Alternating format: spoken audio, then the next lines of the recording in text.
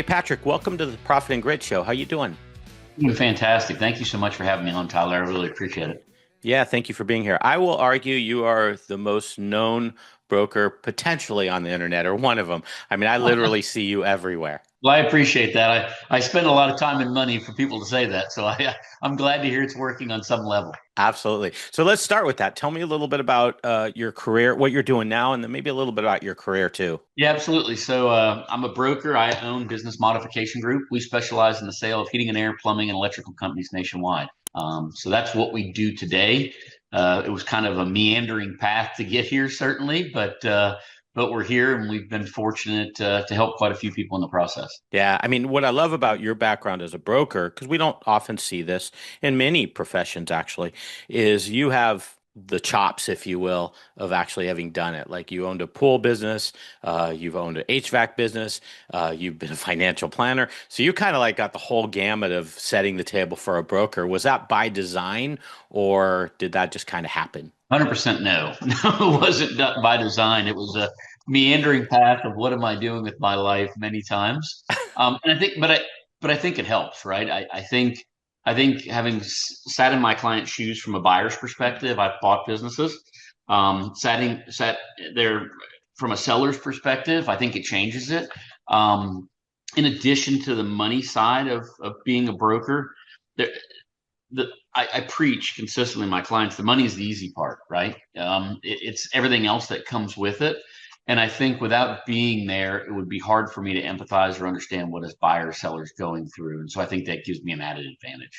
Yeah, that's good stuff. So where I want to start with this is you've built your own businesses, and I'd love to just start out learning about what was your kind of ethos, if you will, or way of building a business. Like, what did you stand for? Whether that be how you had your financials or your finances, whether it be leadership. Is there anything that stands out that you followed when you were building your own businesses? I think taking care of people, right? At the end of the day, it doesn't matter what business you're in, on some level, it's a people business. And Right. so I think taking care of people first from the customer side. And then as my businesses grew, it became taking care of them from a staffing standpoint. Because I think they're so tied together. And so really everything I've built has always been people first, and then everything else kind of take care of itself. Yeah. How did you, was that something where you matured as a leader to understand how to treat people, or do you think that's something you were always really good at from the get-go? So it's kind of crazy. I grew up, I started working when I was 12 years old, washing dishes in a meat market, Wow. and ended up working all through high school and through college, learning how to cut meat. And the guy who ran that business was an incredible business mind. It was a neighborhood meat market, but really the answer was always yes to a customer. It was find some way to make it happen. And learning that from a young age really stuck with me. I think too often business owners lose sight of who the customer is and who pays Mhm. their bills. And so I didn't realize that early on in business, but looking back at growing up through those businesses, really helped develop me into that process. And if you take care of the customer, once again, everything else will take care of itself. And then from the employee side, I've always been slow to hire, because I really view bringing on an employee as an obligation. Right now, if somebody's coming to work for you, that you've got a responsibility to make sure they can get paid and make sure they can pay their family bills and make sure they can take care of stuff at home. And I think I see too often people are quick to hire, and then, well, if it doesn't work out, you just let people go. That's an impact on somebody's life, not just on theirs, but their husbands or their wives or their children's. And that's something that's always made me nervous. That to have to come in and say, hey, you've got to go someplace else. I can't fulfill the obligation that I made to you. And so I think that's been on the employee side. The first part was the customer side, but then the employee side as well. Yeah. How did you deal with then, Pat, when it came to employees that just weren't living up to their level of expectation? Were you said slow to hire, were you quick to fire? No, no, I should have been. No, that's an expensive lesson that we can go on and on about. No, and I shouldn't have. I should be, and I've Okay. tried to, as I've gotten older, try to be better out of that. And I just I don't do a good job taking the emotion out, right? You work with somebody every day, and you always want them to be better. And you always think, well, they're going to get better, or we'll be able to fix this. And oftentimes that doesn't happen. And so I'm not the person to ask advice on that one, unfortunately, because I haven't figured out that solution. It's funny because, different industries, I think when you manage people, there's different expectations and their volatility might be different. When you're talking in the trades, you get pretty wide range of different type of workers. And so sometimes having to deal with those tough problems. And when you don't, they kind of build up. I know that happens within my own practice where it's kind of hard. Sometimes you want to give that person multiple chances. And sometimes it's at the cost of good customer service, even if you have a really, someone that's really not performing up to certain standards. So I empathize with you. I think that's a common one. Yeah, and I'm when I look back, anybody that we ended up letting go, we should have let go a lot sooner. Yeah. And so once they're gone, you rip the Band-Aid off. It was, wow, I should have done that a long time ago. Yeah. I mean, Yeah. Yeah. things get better, and so yeah, that's not my strong point, unfortunately. I need But to get better at that. before I jump to the next topic, I do want to talk about how did you approach finances when you were running your own business? Were you like a dashboard guy? Were you running live metrics every week? Were you pretty loose and you just kind of knew them in your head? What was your way of dealing with the number side of the business? So a combination of both, I think. I, I like I'm a big fan of simplicity, right? And so looking at a 20-page spreadsheet to figure out what's going on is not good for me. I'll take the financial planning business. We operated based on a percentage of the assets, and we knew what the assets had to be in order for us to pay our revenue. And on the pool side, it was per call. And what we needed to generate per call and what we were charging. And then there's going to be some incidentals outside of that, and we understood that. And then on the brokerage side, or next would have been brokerage, and then and then heating and air, and then kind of back to brokerage. So on the heating and air side, I went into it as a newbie, not knowing anything about the trade, and so we gave away things for the first number of years until I really understood what my costs were and what was all involved in that, and so there was, I call it paying for an education, right? I think if you're in business and you lose enough money on something, you stop doing it, right? You learn that I'm going to stop doing that, and I think you could go and pay for an education someplace and pay somebody money and let them teach you, and or you can just go do it and figure it out. And I'm much more of a kind of a doer and figure it out. So I think success leaves clues. So I like to find somebody who's doing it better than I am and steal a lot of their ideas. But until you incorporate them to your own business, you don't know really what the numbers really are. And so it's a long-winded answer to answer your question of, we doing it, and there was certain key metrics that I just tracked that I had to know about. And then it was, okay, now once a month or once a quarter, once, years, we're making these bigger plans and looking at them, how it all ties them together. Does that answer your question at Yeah, all? it's great. What I'd love to like just take that one step further for the listeners out in the audience that are business owners. What would you recommend in terms of them running their own businesses? Is that still to this day kind of that same style where it's some is in your head, some is key metrics?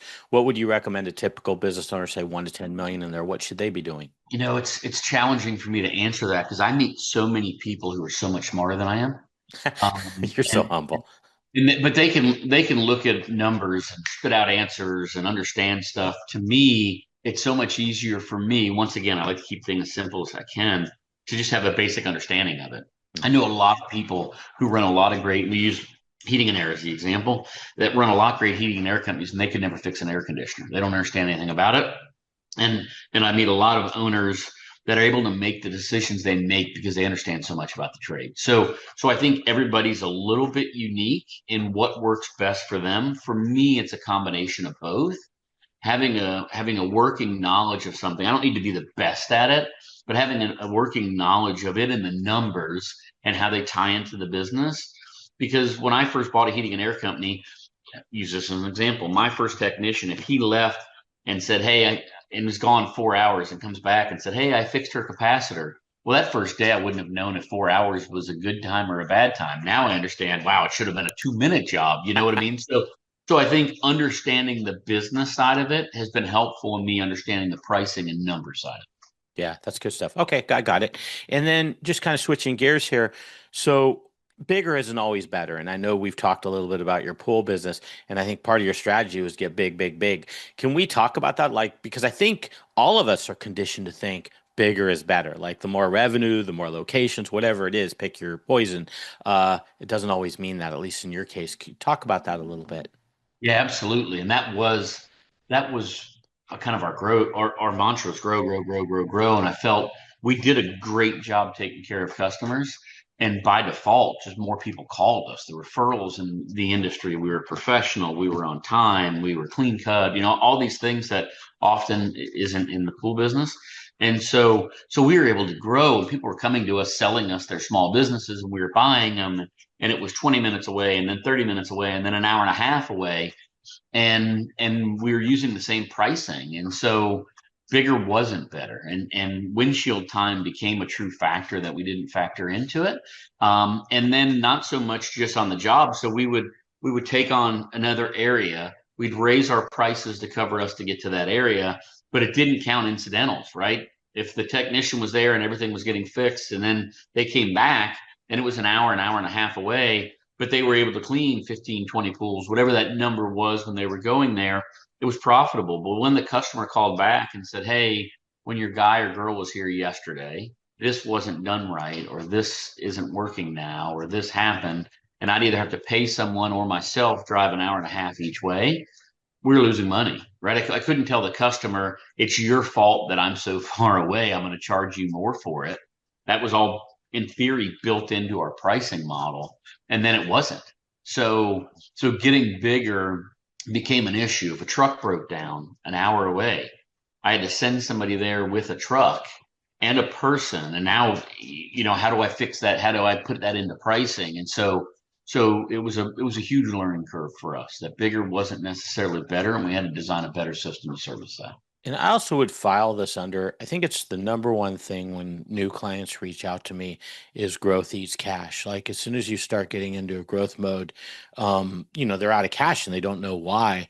What would be, do you have some thoughts or tips, if you will? Like if you had to do a do-over on that, what would have been your do-over? Would it have been just being more aware of routes and pricing? Or how could people avoid that whole, or at least prepare for that growth eats cash type of thing?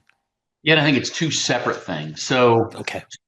one, I didn't know growth was so expensive. That's the Mhm. first one. And I see that so much now in the businesses that I work Yeah. with, that, man, we're growing, but we're not making any money whatsoever. And I want to sell it. Well, a buyer's going to pay based on your net income. And if you have no net income, what are they paying you for? And so that's part of it. The other part was certainly on the route-based system. I had never owned a route-based company before, and it was just more. Somebody said, "Hey, can you do this pool too?" Yeah, absolutely. Hey, can you do this one 3 days a week? Absolutely.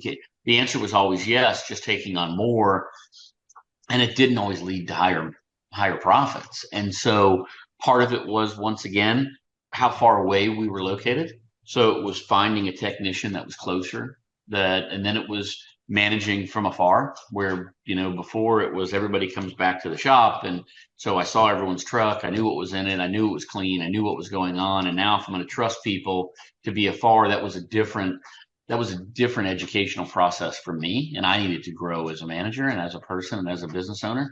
And I'm a horrible control freak, and so that's not a good thing for me. And that's ultimately what led to us selling it.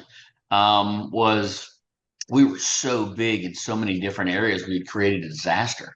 And it was much easier to sell those areas off and let somebody locally handle them, and manage them. And they were super profitable if you were there close. But if you were an hour away or an hour and a half away, all of a sudden it eats up, your margins. And gas during that period of time, gas spiked for a while, and now you've got all these trucks on the road, heading in all these different directions. And now to make up for a mistake somewhere, you're driving an extra 3 hours. Well, there went any margins you made that week. And so Yeah. it's a combination. It was route by design, it was pricing by design, and it was also back into growth is super expensive. And I think the growth is expensive stayed with me more, and I see more people making that mistake in the trades today. than any of them when Yeah. it comes to that side of the business. Yeah. It's funny too, because I echo what you say in terms of there's a lot of people that'll come, business owners that'll come that just really know their numbers.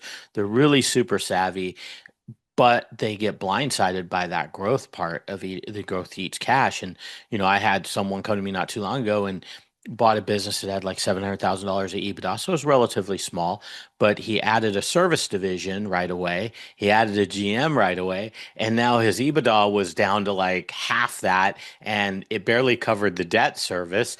And now he wasn't hitting his covenants on his credit line, or on his SBA relative to his credit line. So he's all these problems, and yet this is someone that knows his numbers really well, but totally got blindsided. And I see that actually happen a lot. Yeah, I think, for a lot of people, you go to a lot of events, right, in the industry, and I'm at all of them, all the trade Yeah, show, and somebody gets up on stage and says, you're going to grow from 5 million to 10 million, and here's all you need to do. And they forget the other part of the course, right? There's a lot that goes into that. Who you need to be running a company doing $3 million in sales is different than who you need to be running one at 10 million. And it's very expensive to get from that 3 million to 10 million. In addition to what you have to do differently and who you have to be differently, there's a lot of money spent across that curve. yeah. What would you say for the folks that are kind of stuck at that 3 and 4 million level? Does anything stand out for you of what will push them forward to get to the 10 million? Do you see a reoccurring theme of what's bottlenecking them? Yeah. So I see it typically at a million, 3 million, 5 million, and then 10. And the million is the owner won't get out of the van, Yeah, right? They're the best technician, best salesperson, best installer. They do all the work. And so every Google review you see has their name in it, and they just won't get out of their own way. That's the million. At 3 million, what I often see is a step backwards, right? They're super profitable getting up to 3 million. And now at 3 million, they need to bring in some layers of management. And those layers, when you're growing from 1 to 3, every hire generates revenue, right? You're hiring a new tech, you're hiring a new installer, you're hiring a new plumber if you're in the plumbing trade. And so those people, when they leave the shop, they come back with more money than they left with. So every one of those hires is easy to make. Now you get to 3 million, and now you start to invest in management, and management doesn't always add any money to the bottom line and ends up being an expense. And so for most of them, they wrestle one with giving up some of the control. And so they have to be a different type of leader. And number two, their numbers go backwards often for that period until they get everybody in there and everybody working. And either one, they give away too much of the control to potentially somebody who's not great at it or isn't as good as they said they were. And two, they start saying, well, why am I doing this? I'm making less money than I was just doing it myself, kind of thing. So those two things at that 3, and then similar at the 5. At 5 million, I find you need to have a sales system in place and sales people and processes and those kind of things, because now you've got a machine you've got to feed, right? Typically up to that $3 million level, it's often repeat referral and a little bit of marketing. right. When they get that 5 million, then it becomes that you've got to market and the phone needs to ring and you need to find somebody new to sell something to, and confidence in the people that are selling it to them, right? So profitability plays into there, marketing plays into there, and a lot can go wrong on the marketing side. A lot of people that, hey, our Google leads just shut off, and they're still spending a lot of money for it, not getting it, or they're not tracking the conversions. And so they've got a good salesperson and they're feeding him or her leads and they're not converting. Well, now what's happening? And so there's a lot that can go wrong at those two steps. Yeah. How often do you have people coming to you, business owners coming to you, going, "Hey, I want to sell my business," and you go, "You're not ready"? Like, what percentage does that happen where it's just not really marketable? Huge, Really? huge. Yeah. Yeah. I think we probably look at 2 to 4 sets of tax returns a week, Wow. and I list 2 companies a month. Wow. Well, either they didn't like my answer of where valuation went, which is a lot, right? It doesn't do me any good to list a company that's not going to sell, right? It doesn't help them. It doesn't help me. It doesn't help the market. And so I have to have a lot of uncomfortable conversations with people saying, hey, here's where it's worth. Yeah. And some get mad, some get sad, and there's all sorts of different emotions around there. But but yeah, that happens. It happens a ton. Yeah, I mean that's their baby. Let's be honest. I mean that's I have been there myself, so I know it becomes very, very emotional. And do you usually, when you turn them away, is it's kind of like, hey, these are the things you got to work on, or how does that end usually? Is it these are the things I would work on if it was my business type of thing, or is it just this is marketable? So a combination, and it's funny you say baby. So I have a YouTube channel. You and I talked about it. One of my Yeah. most watched videos is one I have on there called "Your Baby's Ugly," and it's done to kind of be funny, but it's real. It's a conversation I have daily that hey, what you've built is wrong, and buyer's not going to pay for it, or where you are in the journey, a buyer's not going to pay for. So oftentimes when people get to me, they're done, right? For whatever reason, when they get to my office or on my phone or on a Zoom meeting, they're done, right? They're not looking for advice on how to grow it. They're saying, I want to take my chips off the table. What do I do? So those conversations sometimes are sad. They go to a seminar or a trade show or an event, or they heard somebody at the supply house say, oh, so and so sold their business for a 10-time multiple, right?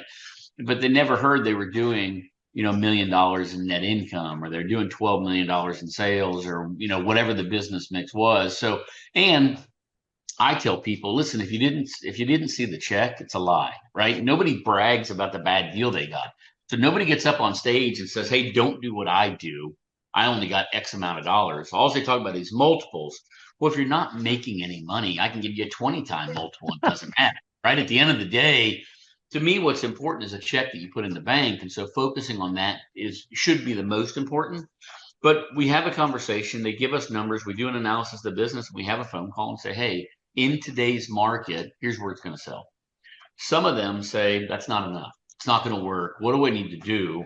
And I'll say I'd focus on X, Y, and Z. And typically, there's four things I preach, especially when it comes to heating and air for sellers. One, get yourself out of the van, right? Nobody calls me and says I want to buy a job where I'm in the field for 14 hours a day and then go home and do paperwork for 6 hours, right? That's not somebody's dream.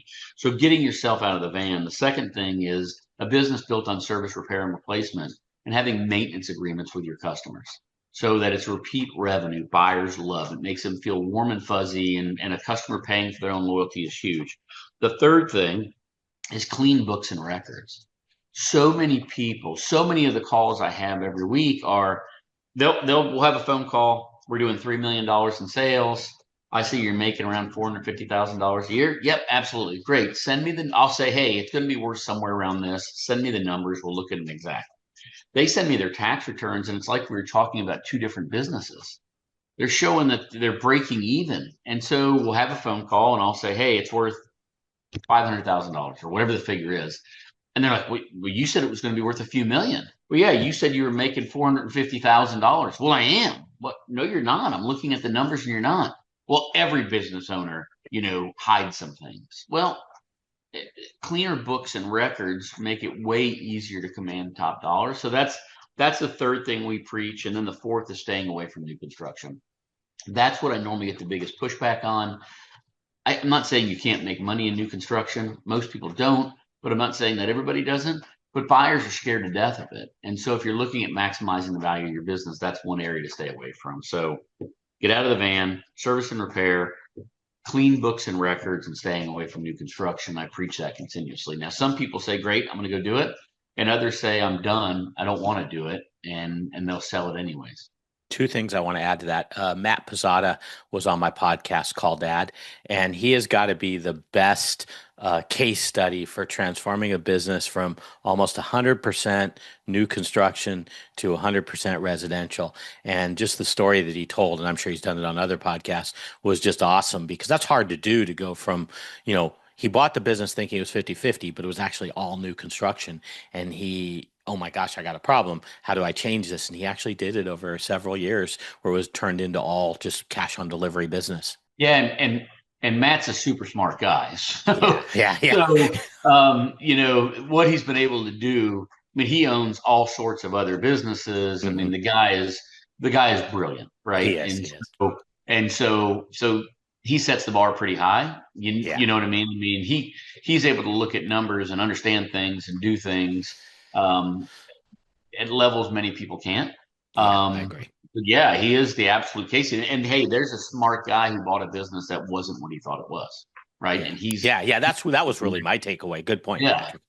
yeah. I Yeah. mean, so if it happens to a smart guy, it can happen to you when you're buying a business and making sure that that it really is what they say it is and why.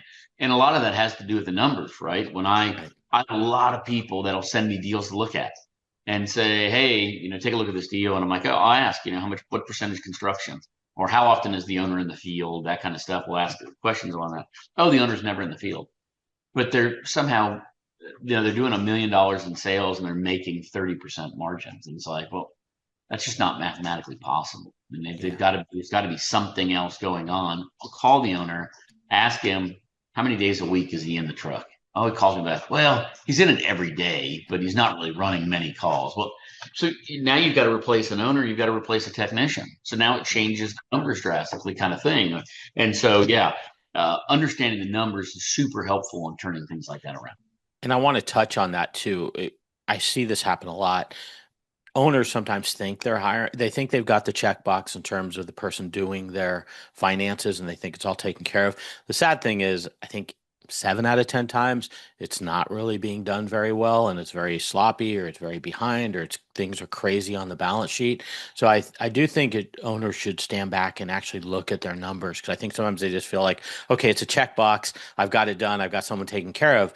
And the other thing to your point is there's this misnomer out in the marketplace that add backs are okay. Like, okay, well, I know I'm putting my house payment through the business, but we can explain that. And what I always say is, do you really want to buy a business from someone that's doing a bunch of crazy tax stuff? Like, I'm not sure that's who I want to buy a business from if they've got to explain what their profit really is. That just would scare me, or at least it would throw up a red flag. There's going to be some that are normal, but sometimes it's just crazy stuff. 2 points on that. Great points. One, I tell sellers or buyers, if you're cheating on your taxes and risking going to jail, if I'm buying your business and you lie to me, I've got no recourse, right? You're willing to risk going to jail, and you've already told me that because you tell me you're cheating on your taxes.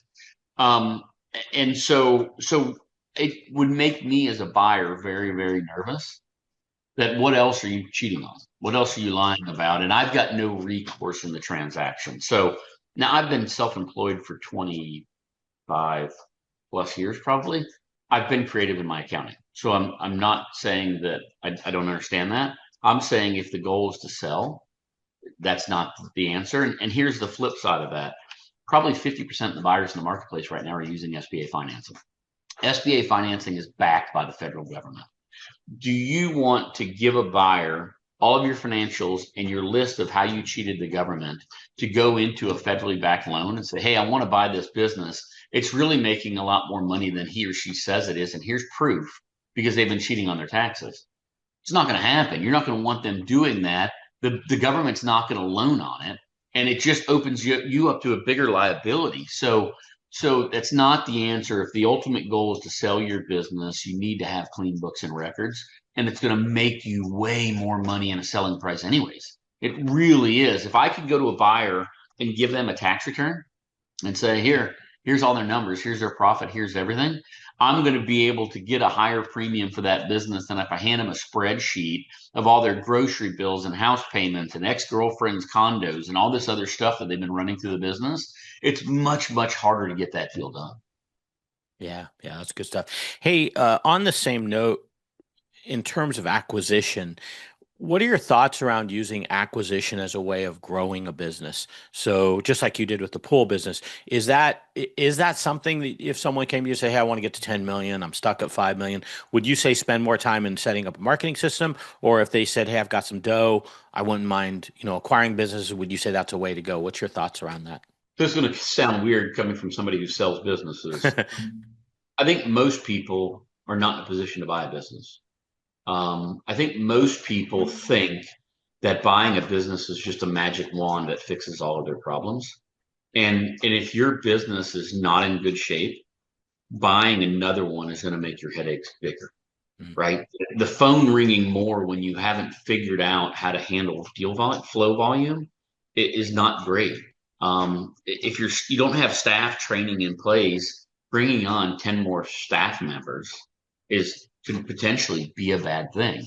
I think people try to hire to buy away their problems in an acquisition, and that's not the answer. Now, once you've got your systems in place and your ducks in a row and things are running well, absolutely, I think acquisition can be incredible, can catapult you ahead. But you need to understand the business first. I see so many people looking, they're doing $1 million in sales and trying to buy a company doing $3 million in sales.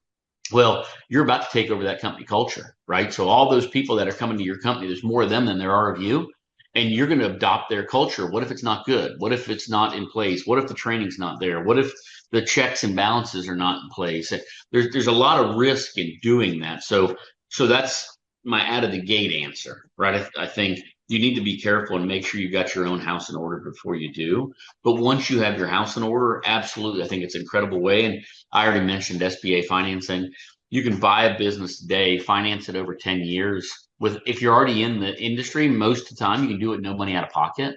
So you could magnify cash flow tremendously, get the vehicles, get the branding, get the people, get all those things.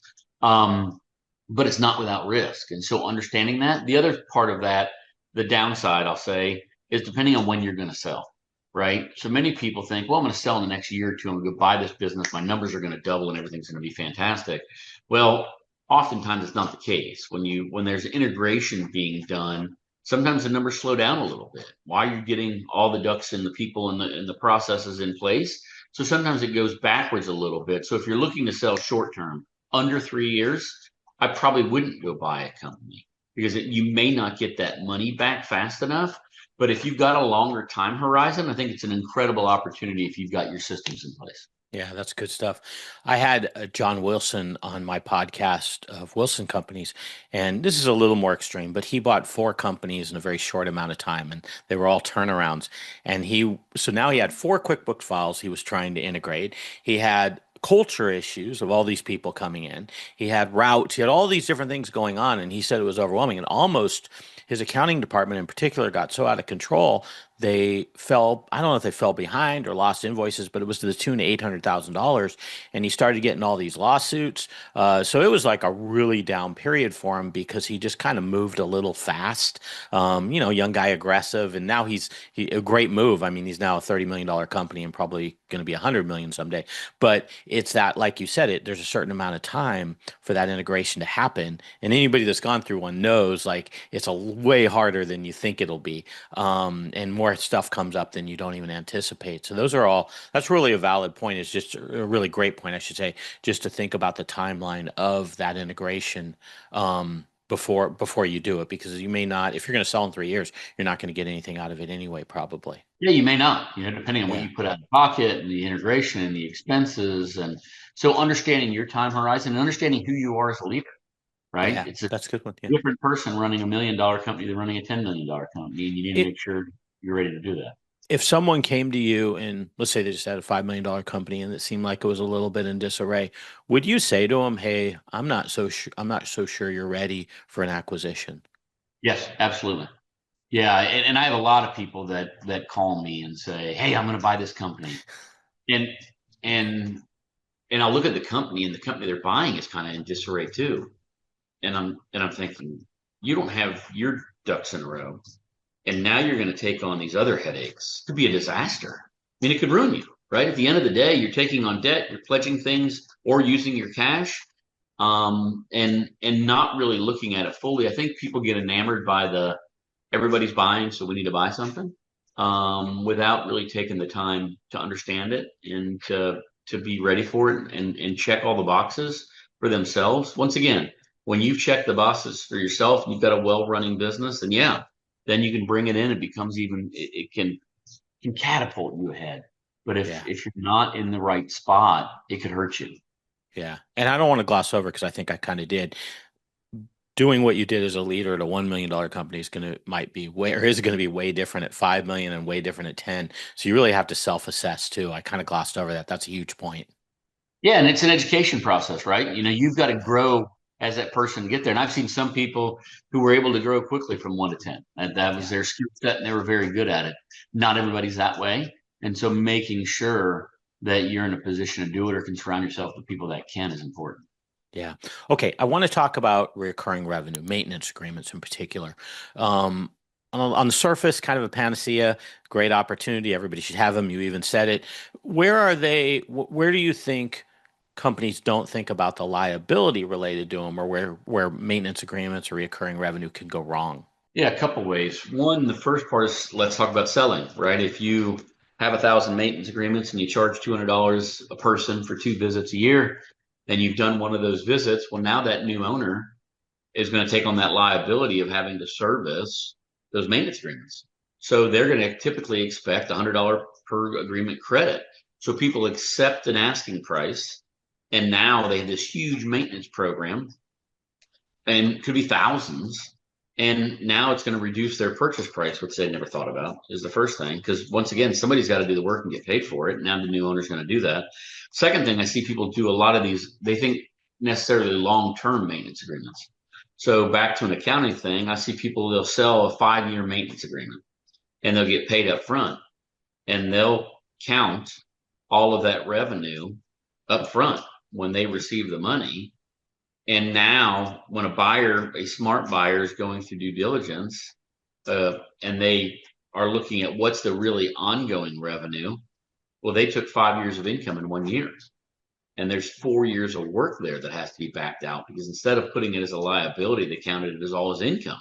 And so potentially their numbers could be skewed, and it could be a lot if you sell thousands of them in Sure. 5 years. So there's a liability there, that not understanding accounting and not understanding how to really calculate that income.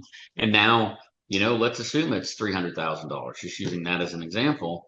And now we've got 5 years of that. From a purchase price standpoint, it could be a huge reduction in purchase price. So there's another Yeah. liability there. Yeah. I also think at an operational level, I don't think we look at maintenance agreements often enough in terms of are they doing what we want them to do? Are they creating a sticky relationship? Are we making the profit that we expect on them? Are we overcommitting in terms of what we're doing in the maintenance agreement? I think that's another thing. I've seen a couple come to me and I'm like, hey, I'm not sure this makes sense in terms of your profitability, and they're doing what you think they're doing. And I think that's another thing. It's a little bit different than from the buying angle or selling angle, but I think it does tie into profitability and the operations of the company that tends to get glossed over. Yeah, well, and I think from an operational standpoint, I see a lot of people who sell tons of maintenance agreements. Well, then they can't get to them, Yeah. right?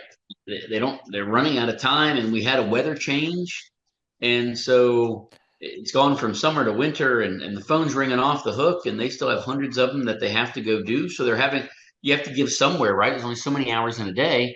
And so you've got this obligation to the customer that you told them you're going to come take care of this maintenance. And so I see people have structured them differently, where it's kind of on the customer to call, and there's some other, avenues away from that. But at the same point in time, if you've got 300 of them to go do, and now it's 95 degrees outside, and you're getting no pool calls coming in, what do are you going to tell the customer it's calling saying the air conditioner's not working, I can't get to you because I've got this maintenance that I was paid $100 on that we've got to come out and do. And so it creates a problem there. But then it also creates, now I see people that are on their technicians, hurry up and get out there and get it done, just go get it taken care of. Well, that doesn't deliver the true value of the maintenance agreement and spending time with the customer and looking for other opportunities and doing those other types of things. So it absolutely has not only an impact financially, but operationally. Yeah, that's a good point. So last thing I want to talk about is you said that $1 to $10 million company is where the has the best opportunities. Can we talk about that a little bit? Why is that kind of a sweet spot, if you will, in terms of a company size? Yeah, and so I work in that end of the market, so that's where my preference is, obviously. The bigger the company is, the easier it is to sell typically. If you're doing 10, 20, 30, $40 million, people are beating a path to your door. So I look at it from twofold. One, if you're a buyer, so look at that 1 million to up to $2.5 million in sales range. From a buyer's perspective, I think that has the most low hanging fruit, right? Typically, the owner's out of the van, so it's not just a chuck in a truck where all the relationships just belong to the owner. They've raised their prices some because there's other people in the field, so they're having to compensate for that. So the customer's not the cheapest customer in the world any longer. And typically that business is run by a great technician, not a great business owner. So there's a lot of low hanging fruit. They don't believe in maintenance agreements. If they do, they don't do them well. They don't have any sales system in place. They don't market to any of their customers. There's no marketing going on at all. So there's a lot of opportunities on that, say 2.5 million down and below.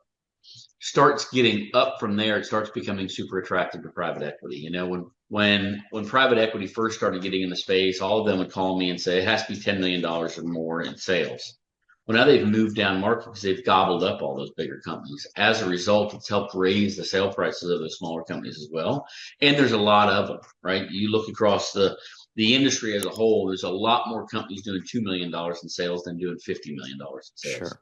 And so I think there's an opportunity from a scale standpoint from an acquisition. So I think once you get above that 1.5 million, you have a real business to sell. So that's where it becomes attractive. Underneath that, it's super hard to get sold because nobody's looking to buy a job. And as you move up that scaling size, it becomes more and more attractive. Does that answer your question?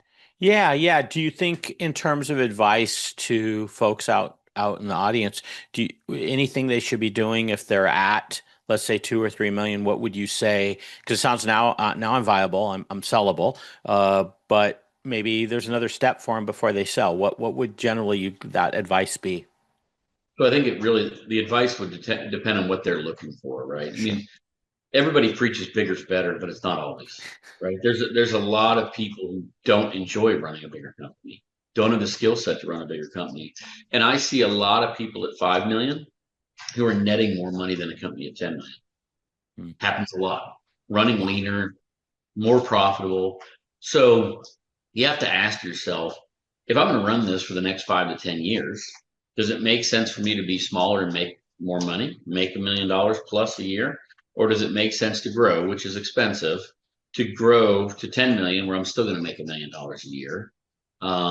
What's the ultimate goal? If the ultimate goal is to sell, getting bigger while maintaining profitability is going to be the answer. If it's, hey, I don't want to have all the headaches, I like to be a smaller business, then maybe staying smaller is the answer. You have to decide what's right for you. I'm not saying that not everybody's meant to build a 20 or $30 million. Right. At the end of the day, they just don't enjoy it. And whether we want to admit it or not, growth is expensive from money, but it's also expensive from time, right? Correct.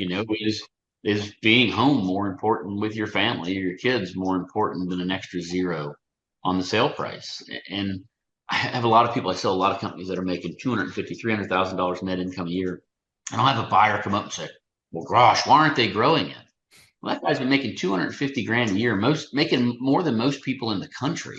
He hasn't been working very hard. He's been taking care of his family his entire life.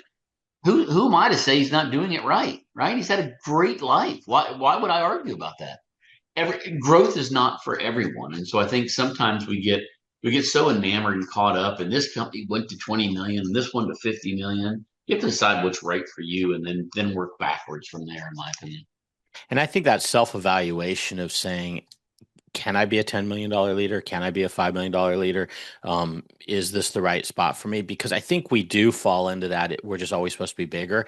And I think that self-evaluation can be a little hard to decide, hey, I'm good at 5 million. I've got everything under control. I know where everybody's at. I feel comfortable. I think there's just a natural, and it's hard to turn away business too, especially if you're getting more coming in the door. You just always say yes.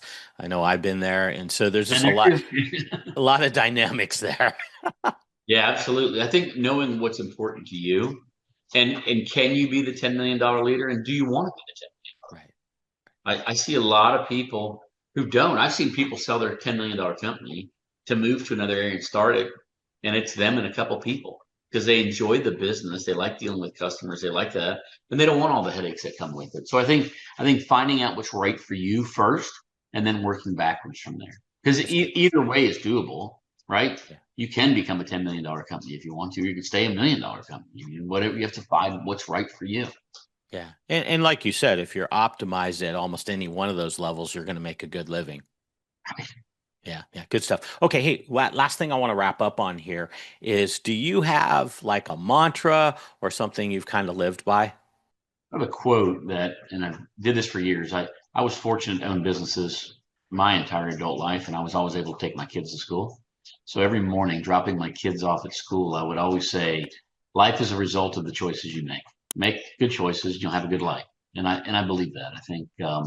I think what we choose to do on a daily, weekly, monthly basis, and who we are as a person can dictate what your life looks like. So that would probably be it. I would say. That's a good one. I like that. Hey, so your links, I've got businessmodificationgroup.com. That's your business website. Then, of course, you're on LinkedIn. I'll put that in the show note. But if you just look up Patrick Lange, it'll be almost, I believe it'll be the first hit. And then Instagram, your handle is the Patrick Lange with an E. And then your YouTube is Business Modification Group, correct? Yeah. Yeah, if you just search Patrick Lang YouTube or Business Modification Group YouTube, it'll come up either. We Okay. probably have 70 or 80 videos on there about buying and selling different companies, primarily in the trades, heating and air, plumbing and electric. But yeah, and if you know, that's a great place, I think, for people just to get general information. But connect with me. I'm pretty active on social media, and so happy to talk, chat.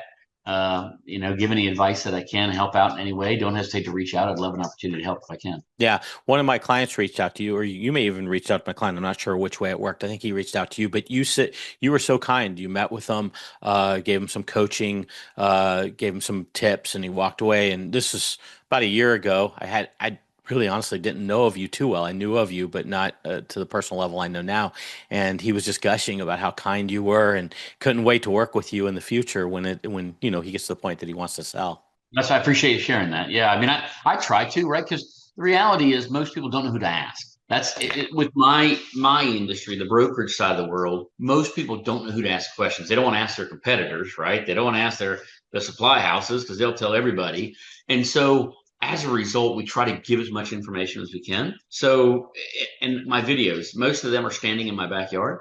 And they're certainly not professionally produced. It's my cell phone recording me standing in my backyard. I started with a selfie stick and I was shaking like this so bad that I had to get a tripod for $99. That's the big investment into my video career. But most people don't know who to ask. And so someone will ask me a question, I'll write it down and think, oh, next time I go do, a video, I need to do a video about that, because I do it all day long. And sometimes you get numb to some of the questions and don't think about it. So I try to do that. But yeah, absolutely. I have a completely open door policy. If somebody has questions, call me, email me, text me. I'm happy to answer anything I can, at least point them in what I think is the right direction for them. So I appreciate you taking time to say that. Yeah. And it seems like this may be you're having the most fun in your career. And I'm taking some big liberties here, but you seem to Oh, enjoy yeah. this so much. I do. I love what I do. I am so fortunate. There's a lot of people.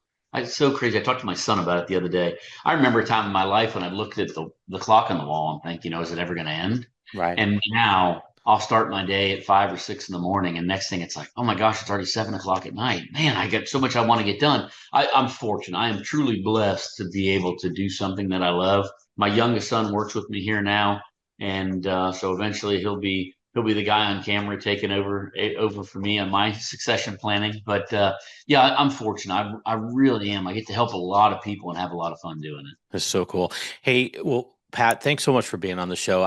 This is everything I expected it to be, other than I felt like we needed 8 more hours to cover things. Thank you so much for having me. I had a great time, and hopefully your listeners or viewers get something out of it and get some value out of it. I really appreciate you inviting me on. I'm flattered that you did, and I'm excited to be here. Awesome. Thanks again. Welcome to Profit and Grit.